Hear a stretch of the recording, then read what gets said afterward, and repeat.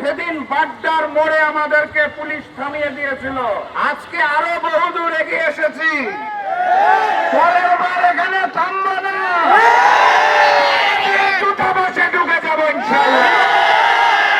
এই ভারত খুন করে, সেই ভারত ভেঙে দাও। সেই ভারত খুনি করে, সেই ভারত ভেঙে দাও। গুলি করো, ভারত খুনি জবাব দে। সেই ভারত খুনি বলে, সেই ভারত ভেঙে দাও। ভারত আমাদের বন্ধু হতে পারে না।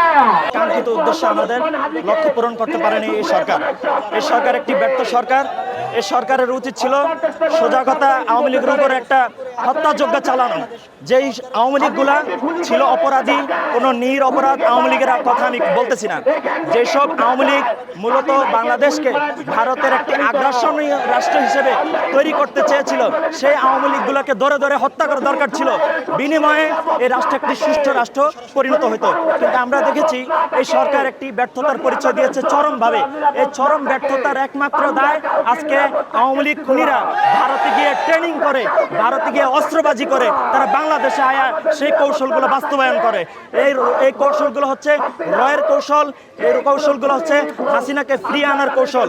আমি বাংলাদেশের স্বরাষ্ট্র মন্ত্রণালয়ের যে উপদেষ্টা, সে উপদেষ্টার উদ্দেশ্যে একটি স্পষ্ট বার্তা দিতে চাই।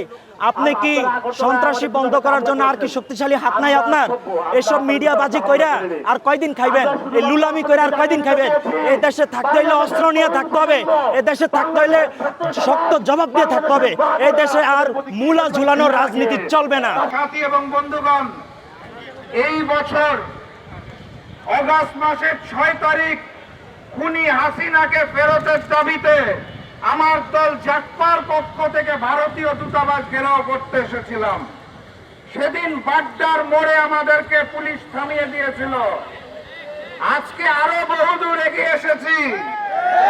পরের বার এখানে থামবো না, দূতাবাসে ঢুকে যাবো ইনশাআল্লাহ। সর্বপ্রথম বলতে চাই, আমার দেশে থেকে, আমার দেশে খেয়ে, আমার দেশে জীবিকা নির্বাহ করা এইখানে উপস্থিত সকল মিডিয়াকে, সেদিন জাকপার ঘেরাও কর্মসূচি ভারতীয় পত্রিকায় ছবি সহ নিউজ এসেছিল। বাংলাদেশের জাতীয় দৈনিক 2টা ব্যতীত কেউ ছাপতে সাহস পায় না। 2টা ন্যাশনাল টেলিভিশন ছাড়া কেউ ফুটেজ দেখানোর সাহস পায় নাই। ক্ষমতায় থাকতে হলে বোধহয় হিন্দুস্তানের বন্ধুত্ব প্রয়োজন। অগাস্ট মাসের 5 তারিখ ছাত্র জনতা প্রমাণ করে দিয়েছে, এই বাংলাদেশে ভারতীয় আধিপত্যবাদ চলবে না, চলতে দেওয়া হবে না। অতএব যারা নতুন করে নরেন্দ্র মোদী আর হিন্দুস্তানের সাথে বন্ধুত্ব করতে চাইছেন, সেই বড় দলকে বলতে চাই, নতুন জালেম হবেন না। বাংলার পবিত্র মাটিতে ভারতীয় আধিপত্যবাদ চলবে না। আপনারা দেখেছেন যে দীর্ঘ 16 বছর 17 বছর ভারতের প্রেসক্রিপশনে শেখ হাসিনা, ফ্যাসিস্ট এই হাসিনা দেশ শাসন করেছে এবং সেই দেশ শাসনের মধ্যে আমরা মূলত বাংলাদেশের সার্বভৌমত্ব যতটুকু ছিল সে ততটুকু মূলত হারিয়েছি।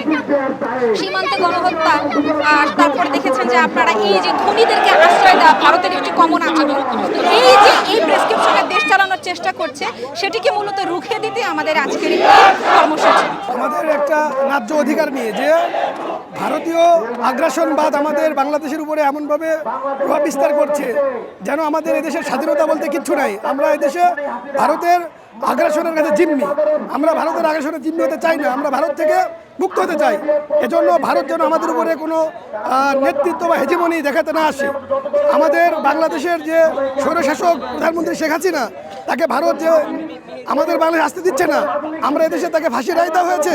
অচিরে আমরা দাবি করছি ভারত যেন শেখ হাসিনাকে এদেশে ফিরে এনে আমাদেরকে আমাদের বাংলাদেশের বিচার কার্য সম্পাদন করার মতো করে আমাদের সেই অধিকারটা ন্যায্যভাবে আদায় করার সুযোগ দান করে। এবং আমাদের হাদি ভাইয়ের যে শুটার ফাইসাল ভাই, সেও ভারতে পালিয়ে গেছে। আমরা বিভিন্ন তথ্য শুনতে পেলাম। ভারত যেন অতি সত্বর সেই শুটারকে, ফাইসালকে আমাদের বাংলাদেশে ফেরত আসার জন্য সর্বাত্মকভাবে সহযোগিতা করে আমরা শেখ হাসিনা এবং ফাইসালের বিচারের আওতায় এনে আমরা তাদের ফাঁসি কার্যকর করে। আমি আজকে এখানে এসেছি, আমরা স্বাধীন দেশের মানুষ, আমরা স্বাধীনতা চাই।